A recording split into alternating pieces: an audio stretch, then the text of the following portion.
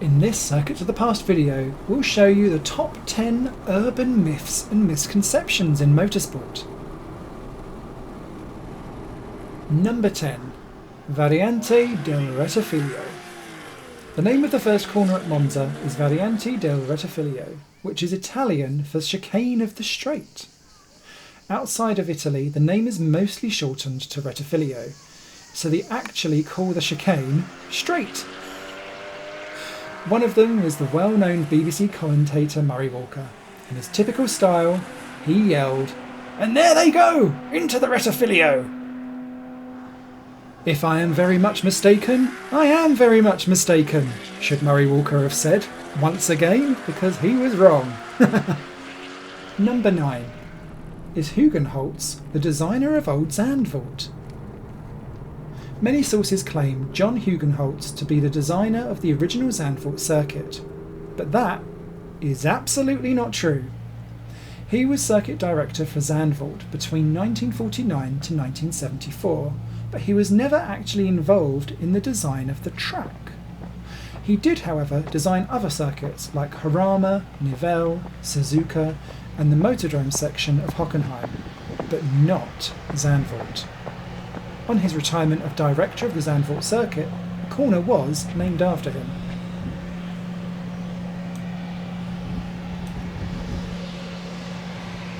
Number 8. Monza's old Parabolica. During the Italian Grand Prix at Monza, they several times show the old banking during the weekend. Reporters often tell about the steep southern banking as the old Parabolica corner, but this is nonsense. The Monza banking is an abandoned oval part of the old layout. It could be used as a full oval or in combination with the road circuit. There is absolutely nothing like the old version of the Parabolica corner. The Parabolica was built in 1955 to give the combined circuit the exact length of 10 kilometres. Because of its parabolic shape, they named it Curva Parabolica, which is Italian for parabolic corner. Number 7. The Nuremberg Ring. The name of the famous Nürburgring is often mispronounced as Nurembergring. They probably think it's of the German city of Nuremberg, but the Nürburgring is actually named after the Nürburg Castle, which is in the Eifel Mountains. The city of Nuremberg is 400 kilometres, 250 miles in old money, southeast of the Nürburgring. It does have a short street circuit named Norris Ring, however, and we all know and love that one. Norris is the Latin name for Nuremberg, which is what they chose to prevent people to confuse it with the Nürburgring. Ah, so in vain. Number 6. Jan de Vicker Zinveld. Jan de Vicker Zinveld is Dutch for Jan de Vicker his field, and it was the name of the potato field on the ground where the 1948 Zandvoort circuit opened. The corner on this exact site was then named after this potato field. However, because of its long name, they wrote it among each other on the circuit maps, so people who didn't speak Dutch thought that they were two separate names for two separate corners. So they named this right-hander Zinveld, and the next left-hander Jan de Vicker. We've already mentioned Murray Walker once. He's coming back again because he was one of the prime culprits for doing it.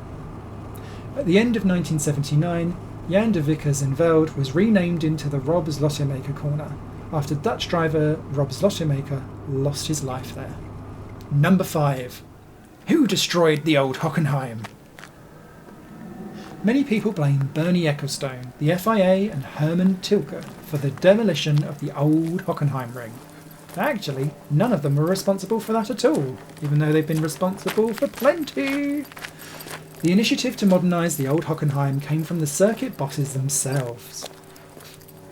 He faced tough competition from the brand new Lauritz ring in the east of Germany.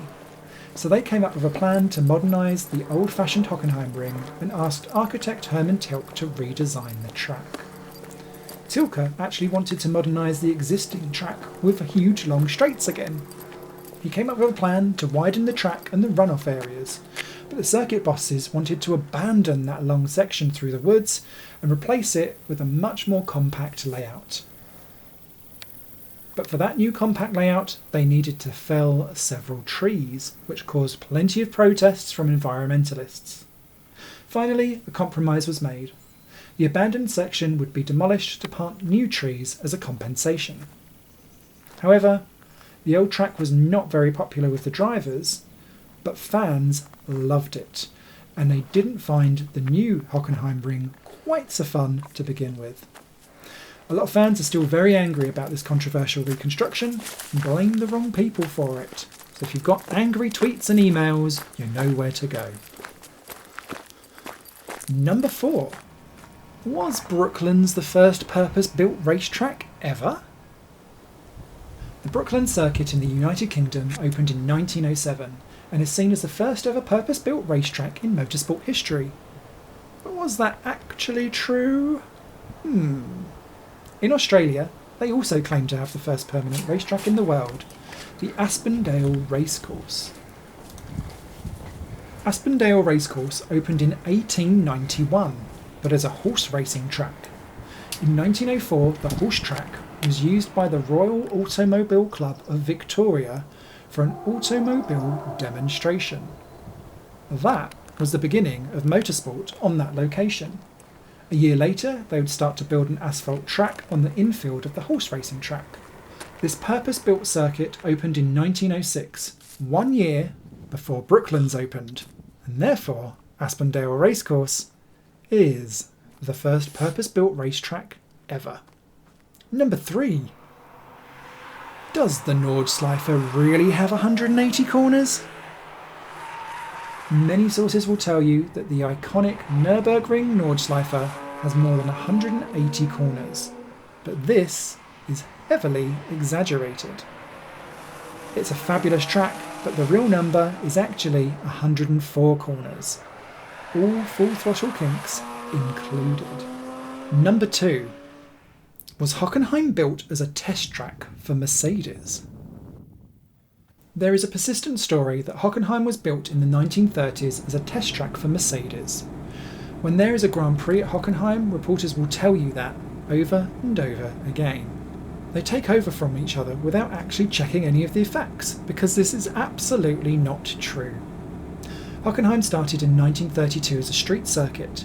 It was an initiative from Ernst Christ, an assistant timekeeper and motorsport fan. In 1930, he came up with the idea to open a circuit in his hometown of Hockenheim.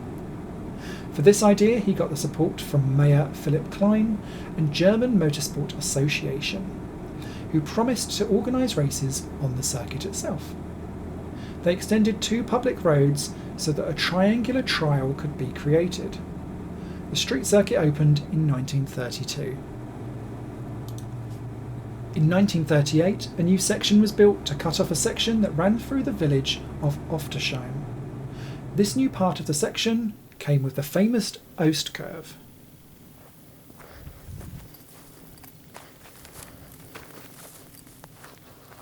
Later in 1966, they also abandoned the section through the village of Hockenheim itself. They replaced it by the Motordrome section and changed the driving direction from counterclockwise through to clockwise. This was when the Hockenheim became a permanent racetrack. However, the existing street track from the 1930s was used a few times by Mercedes for testing, but it was absolutely not built for them as a test track. Number 1. Eau Rouge or Raidillon? You could see this one coming. By far the most spread and most persistent misunderstanding is the naming of the famous steep corner at Spa-Francorchamps. Most people believe the name is Eau Rouge, but this is actually the name of the pre-1939 left-hander leading to the Ancienne Douane hairpin. Because the brook Eau Rouge flows underneath the left-hander, they named the corner after it. But in 1939, the Eau Rouge corner and l'Ancienne Douane hairpin were abandoned and replaced by a new artificial corner combination to make the circuit faster. Because this new section was very steep, they called it Raidillon. Raidillon comes from raid, which is a French word for steep. Raidillon actually means steep path of steep road. Here you see a model of the old and new circuit in the Spa-Francorchamps Circuit Museum.